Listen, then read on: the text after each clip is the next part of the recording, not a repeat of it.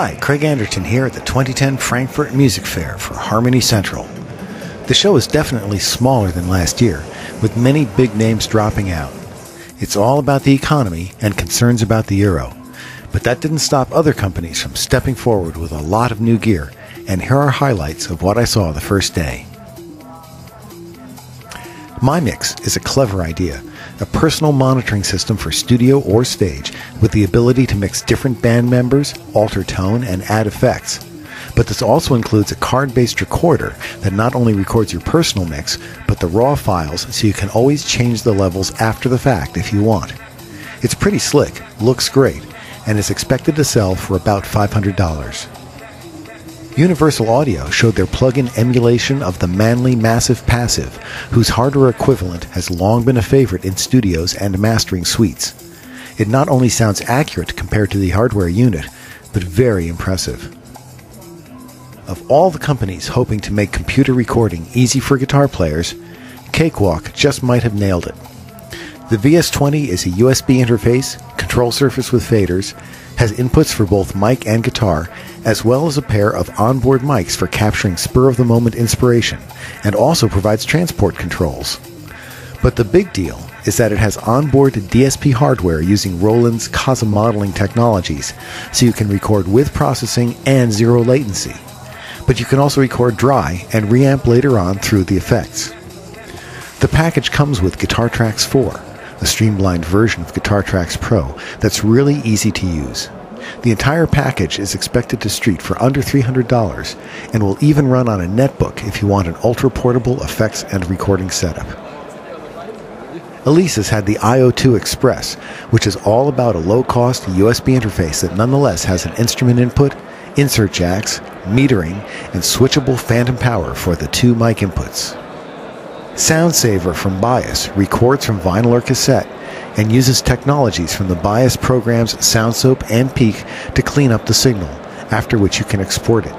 For DJs cleaning up vinyl to those who want to listen to their albums on MP3 portable music players or CDs, this is a good way to go. SSL showed Xpatch, a router and switcher for analog processors that works under computer control.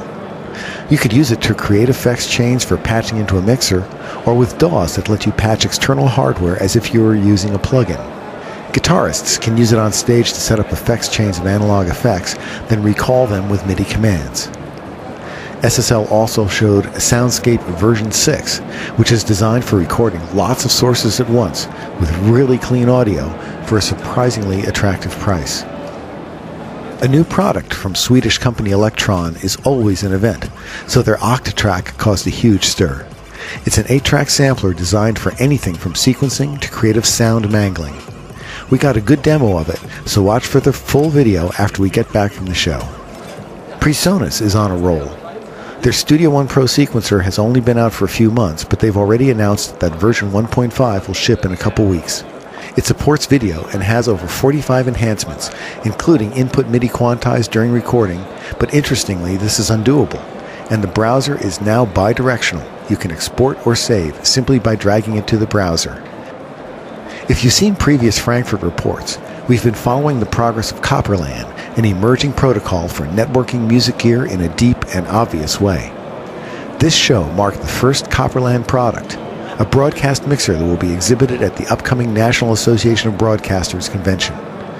But they also had a Behringer keyboard with Copperland capabilities, and more devices are expected to show up soon, especially because including Copperland doesn't preclude having MIDI for present-day applications. Although the DJ and recording gear ended up in the same hall, a way to consolidate space with a smaller show, there's no doubt about two things. DJs remain hot in Europe, and MP3-style computer-based DJing is taking over from vinyl. The award for cool looks in a DJ mixer would have to go to Rain's 68 Club Mixer. You gotta love those lit knobs and controls. Next to Beat is a unique DJ controller that crosses over into being more of an instrument. In fact, you can even pull out the center section.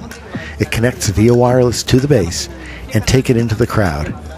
It has multiple touch sensors for controlling the 3-band isolator and 6 effects. And here's something else out of the ordinary, the Jammin IGX. It's a guitar effects processor, but with an iPod dock that lets you play along with the iPod and record back into it. Of course, it also works with the iPod Touch and iPhone. Finally, Tascam showed the HS2 rack-mount 2-channel solid-state recorder, which is a pro-level replacement for DAT and other stereo recording devices. They also announced the HS8, a rack-mount 8-track solid-state recorder. No moving parts, no noise, and it can record uncompressed files with very high audio quality. There's more, but we still have 3 more days. Tomorrow, we'll be heading over to the MIPA Awards, which Harmony Central attends every year. This prestigious award ceremony is hosted by Music Media, the premier German publishing house for music magazines, and we'll be giving all the results tomorrow. See you then.